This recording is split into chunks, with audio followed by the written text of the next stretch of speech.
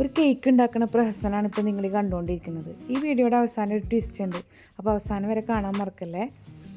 അപ്പോൾ വൈകുന്നേരമായപ്പോൾ കേക്ക് കഴിക്കാൻ വല്ലാത്തൊരു പൂതി. അങ്ങനെ പിന്നെ ഒന്നും നോക്കിയില്ല, ഒരു കേക്ക് കൊണ്ട് ബേക്ക് ചെയ്ത് കളയാമെന്ന് കരുതി. എന്തായാലും കേക്ക് ഉണ്ടാക്കല്ലേ, ഈ കേക്കിൻ്റെ വീഡിയോ എടുത്തിട്ട് യൂട്യൂബിൽ അപ്ലോഡ് ചെയ്യുക, പൈസ ഉണ്ടാക്കണ്ടേ. ഇന്ന് ഉണ്ടാക്കാൻ പോണ കേക്കിൻ്റെ പേര് ബേക്കറി സ്റ്റൈൽ ഗീ കേക്ക്. നമ്മൾ വായിലിട്ട് അലിഞ്ഞു പോകുന്ന വെണ്ണ പോലുള്ള പഞ്ഞി പോലെ ഇരിക്കുന്ന ഒരു കേക്കാണ് കേട്ടോ. അത് നല്ല ടേസ്റ്റാണ് കഴിക്കാൻ, നല്ല സോഫ്റ്റാണ്, നല്ല സ്പോഞ്ചി ആയിട്ടുള്ള കേക്കാണ്. ഈസിയാണ്, എന്നാൽ ഇത്തിരി ഡിഫിക്കൽട്ടാണ്. മഞ്ഞച്ചിരിക്കുന്ന മുട്ടനെ നമുക്ക് വെളുപ്പിക്കണ്ടേ. 2 കോഴിമുട്ട, അതിലോട്ട് 250 ml കപ്പിൽ 1 കപ്പ് പഞ്ചസാര, 1/2 ടീസ്പൂൺ വാനില എസൻസ് ചേർത്തിട്ട് വിസ്ക്. നിങ്ങളുടെ കയ്യിൽ ബീറ്റർ ഉണ്ട് എന്നുണ്ടെങ്കിൽ ലോ സ്പീഡിൽ ബീറ്റ് ചെയ്തെടുത്താൽ മതി കേട്ടോ. അപ്പോൾ ഇതുപോലെ ചെയ്യണമെങ്കിൽ 5 മിനിറ്റ് എടുക്കും നമുക്ക് ഇതൊന്ന് ബീറ്റായിട്ട് കിട്ടാൻ. അപ്പോൾ അതാ നമ്മുടെ മഞ്ഞച്ചിരിക്കുന്ന കോഴിമുട്ട ഞാൻ വെളുപ്പിച്ചെടുത്തിട്ടുണ്ട്. ഇനി നമുക്കിതിലോട്ട് ഡ്രൈ ആയിട്ടുള്ള ഇൻഗ്രീഡിയൻസ് ചേർത്ത് കൊടുക്കുക. 1 കപ്പ് മൈദ, 1 teaspoon baking powder, baking soda ഈ കേക്കിലോട്ട് ആവശ്യമില്ല. അതുപോലെ ഒരു പിഞ്ച് ഉപ്പ് ചേർത്തിട്ട് നമുക്കിതിലോട്ട് അരിച്ചിട്ട് ചേർത്ത് കൊടുക്കാം.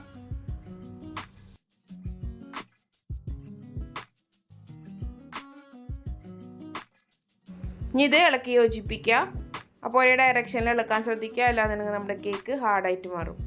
അപ്പോൾ അത് നന്നായിട്ട് ഇളക്കിയെടുത്തിട്ടുണ്ട്. ഇനി ഇതിലോട്ട് 2 ഇൻഗ്രീഡിയൻസ് കൂടി ചേർത്ത് കൊടുക്കാനുണ്ട്. 1/2 കപ്പ് പാലും 1/2 കപ്പ് നെയ്യും ഇതിലോട്ട് ചൂടാക്കിയതിന് ശേഷം ചേർത്ത് കൊടുക്കാം.